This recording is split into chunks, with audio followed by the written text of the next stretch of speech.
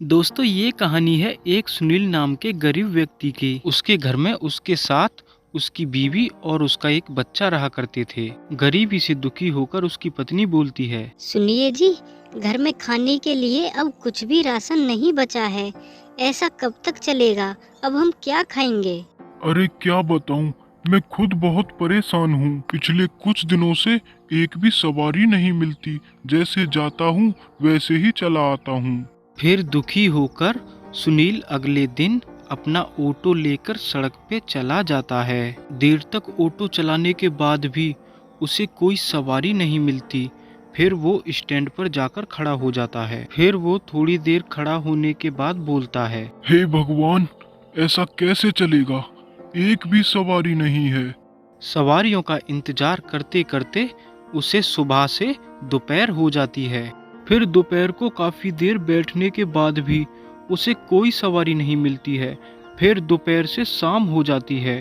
फिर सुनील अपने चारों तरफ देखकर बोलता है, हे भगवान, सुबह से लेकर शाम हो गई लेकिन एक भी सवारी नहीं मिली और ऑटो का पेट्रोल भी खत्म होने वाला है। ऐसा कैसे चलेगा? सवारी न मिलने से वो बहुत दुखी हो जाता है। तभी एक आदमी वहां आता है। अरे भाई, ये ऑटो तुम्हारा ही है ना? तुम ऑटो ही चलाते हो ना? क्या मुझे तुम लिफ्ट दे सकते हो? हाँ हाँ हाँ भाई, मैं ऑटो ही चलाता हूँ, आओ बैठो। हाँ हाँ ठीक है भाई, चलो जल्दी से, मैं लेट हो रहा हूँ। फिर सुनील उस आदमी को अपने ऑटो में बिठाकर ले जाता है। थोड़ी देर बाद वो पहुंच जाते हैं। ये लो भाई अपने किराए के पैसे। वो आदमी सुनील को 100 रुपये दे देता है। उन्हें देखकर सुनील बोलता है, अब इन 100 रुपये से मैं घर का राशन लेके जाऊं या फिर ऑटो में पेट्रोल भरवाऊं? फिर सुनील ऑटो चलाते चलाते दुखी होकर सोचता रहता है कि वो उन 100 रुपये से घर का राशन लेके जाए या फिर ऑटो में पेट्रोल भरवाए। घर में सभी भूखे थे और पेट्रोल डलवाना भी बहुत ज़रूरी था। सोचते सोचते वो गलती से अपना ऑटो एक गाड़ी से ठोक देता है। तभी उस गाड़ी का मालिक गाड़ी से उतरकर सुनील से बोलता है, क्या रे, तूने मेरी गाड़ी तोड़ दी? इसका नुकसान कौन तेरा बाप भरेगा? मुझे माफ कर दीजिए भाई, मैंने ये सब जानबूझकर नहीं किया।